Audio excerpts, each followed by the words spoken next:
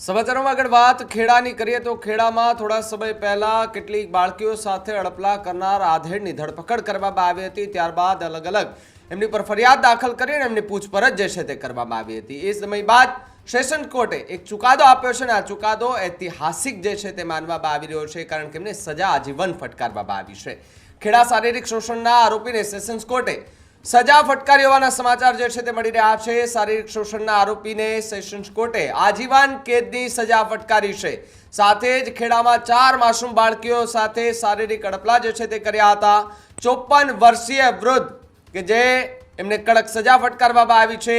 સાથે જ વાત કરવામાં આવે તો આખો આ જે કેસ છે તે કોર્ટની અંદર ચાલી રહ્યો હતો, તે દરમિયાન આખરે સેશન્સ કોર્ટ છે તેમણે એક નિર્ણય અને એક ચુકાદો જે છે આપ્યો છે કે જ્યાં સુધી એ જીવે છે ત્યાં સુધી એમને જેલમાં રાખવામાં આવે, એટલે કે આજીવન કેદ કરી દેવામાં આવે તેવી સજા જે છે તે ફટકારવામાં આવી છે। 19 જેટલા સાક્ષીઓ રજૂ કરવામાં આવ્યા હતા કે જેમને જુબાની ત્યાં લેવામાં આવી હતી। તો સાથે જ બાળકીઓને ચોકલેટની લાલચ આપી પોતાને શિકાર બનાવતો હતો। પીડિતો કે જે એમના પરિવારજનો છે એમને આર્થિક સહાય આપવા માટેની વાત જે છે તે પણ કરવામાં આવી રહી છે। તો સાથે જ ન્યાયતંત્રની સજાગતા અને એની પગલે 4 જેટલી બાળકીઓ કે જેમને આજે ન્યાય મળ્યો હોય તે પ્રકારની પણ વાત ખૂબ ચર્ચાઈ રહી છે। ત્યારે ઘણા લાંબા સમયથી આ મુદ્દો જે છે તે ચર્ચામાં આવ્યો હતો, જેમાં 4 માસૂમ બાળકીઓનું શારીરિક શોષણ કરનાર જે આધેડ છે તેમને આજીવન કેદની સજા જે છે તે ફટકારવામાં આવી છે। ચંદ્રકાંત પટેલ નામના આરોપીને આજીવન કેદ જે છે તેની સજા ફટકારવામાં આવી છે। જજે એ આરોપી કે એમનું પણ નિવેદન જે છે તે નોંધ્યું હતું। જો કે ત્યારબાદ એમને કોર્ટ પરિષદમાં લઈ આવવામાં આવે છે તો એમની એ ચાલી પણ નહોતો શકતો। પોલીસના ટેકે એમને એ કોર્ટ સુધી લઈ જવામાં આવ્યો હતો, એમની જુબાની પણ લેવામાં આવી હતી। સાથે જ 20 થી વધુ એવા લોકો હતા કે જેમની પણ જુબાની લેવામાં આવી હતી, અલગ અલગ રીતે તપાસો કરવામાં આવી હતી અને સૌ કોઈ લોકો કહેતા હતા કે જે 4 બાળકીઓ સાથે કર્યું છે એ નરાધમને ફાંસીની સજા ફટકારવામાં આવે એ પ્રકારની માંગ જે છે તે સ્થાનિક લોકો કરી રહ્યા હતા।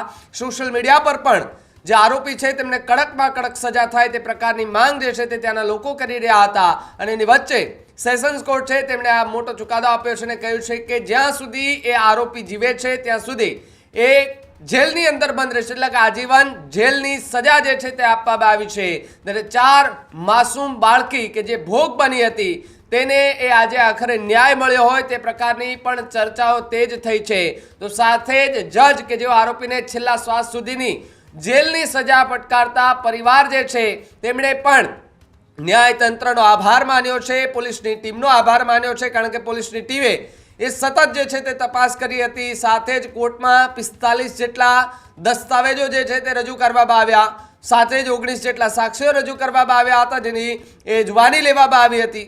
ચોકલેટની લાલચ આપીને પોતાનો શિકાર બનાવનાર જે નરાધમ છે, 54 વર્ષનો નરાધમ છે, તેમની ધરપકડ કર્યા બાદ એમની પૂછપરછ કરવામાં આવી હતી। સાથે જ ખેડા પોલીસ કે જે અલગ અલગ ટીમો બનાવી અને તેમણે તપાસો હાથ ધરી હતી ને તપાસ દરમિયાન ખૂબ મોટા ખુલાસા પણ થયા હતા અને હાલ એ ખુલાસા થયા બાદ સેશન્સ કોર્ટનો આ નિર્ણય સૌ કોઈ લોકો જે છે તે આવકારી રહ્યા છે। ત્યારે સરકારી વકીલ કે જેઓ એ આ કેસને લઈને જે તપાસ કરી રહ્યા હતા, પોલીસની સાથે ઇન્વેસ્ટિગેશનની સાથે જોડાયેલા હતા, એ સરકારી વકીલની શું પ્રતિક્રિયા આપી રહ્યા છે સાંભળીએ। આજે જે નામદાર કોર્ટમાં આ કામના આરોપી ચંદ્રકાંત ઉર્ફે પટેલ ને નામદાર કોર્ટે ઇપિકો કલમ તથા પોક્સો એક્ટની અલગ અલગ કલમોમાં કુલ 2 કલમોમાં જીવનના છેલ્લા શ્વાસ સુધી અને અલગ અલગ કલમોમાં 10 વર્ષ, 5 વર્ષ, 3 વર્ષ એમ અલગ અલગ કલમોની અલગ અલગ સજા કરેલી છે તથા આ કામના ભોગ બનનારના પરિવારને જે ગુજરાત કોમ્પન્સેશન સ્કીમના અનુસંધાને 2 લાખ રૂપિયાનો કોમ્પન્સેશન આપવાનો હુકમ કરેલ છે। કેસની વિગત એવી છે કે તારીખ 14/10/2024 ના રોજ આ કામનો જે ગુનો છે જે છેલ્લા ઘણા વખતથી ચાલી આવતો હતો, એટલે આ કામના આરોપીએ પોતાના ગામની આજુબાજુમાં રહેતી કુલ 4 નાની નાની ભોગ બનનાર દીકરીઓને પોતાનો શિકાર બનાવેલો। એ ઘટના 14 તારીખે પ્રકાશમાં આવતા એક ભોગ બનનારની માતાએ પોલીસ સ્ટેશનમાં ફરિયાદ આપી। પોલીસને આ કેસની જાણ થતા ખેડા જિલ્લાનું સમગ્ર પોલીસ ડિપાર્ટમેન્ટ કેસની પાછળ દોડી ગયું, જેમાં આપણા ડીવાયએસપી શ્રી બાજપેયી સાહેબ, તપાસ કરનાર અધિકારી શ્રી ભીમાણી સાહેબ તથા તેમની સાથેના અલગ અલગ જેટલી પણ ટીમો પાડીને તરત જ આ કેસની ઉપર ત્વરિત તપાસ કરીને અને પ્રોપર ઇન્વેસ્ટિગેશન કરીને નામદાર કોર્ટમાં ચાર્જશીટ કરેલું। નામદાર કોર્ટમાં ચાર્જશીટ થયા બાદ કેસ ચાલવા પર આવતા ડિસ્ટ્રિક્ટ જજ શ્રી પી પુરોહિત સાહેબની કોર્ટમાં આ કેસ ચાલી રહેતા સરકાર પક્ષે અમોએ આશરે 45 જેટલા દસ્તાવેજી પુરાવા અને 19 જેટલી મૌખિક જુબાનીઓ નામદાર કોર્ટમાં રજૂ કરેલી અને ચાર ભોગ બનનારની જુબાનીઓ નામદાર કોર્ટની અંદર કાયદામાં જણાવેલી જોગવાઈઓ પ્રમાણે એક હુમલી વાતાવરણની અંદર જુબાની લેવામાં આવેલી, એ પણ અમારી માટે અને કોર્ટ માટે પણ ખૂબ જ અઘરું હતું.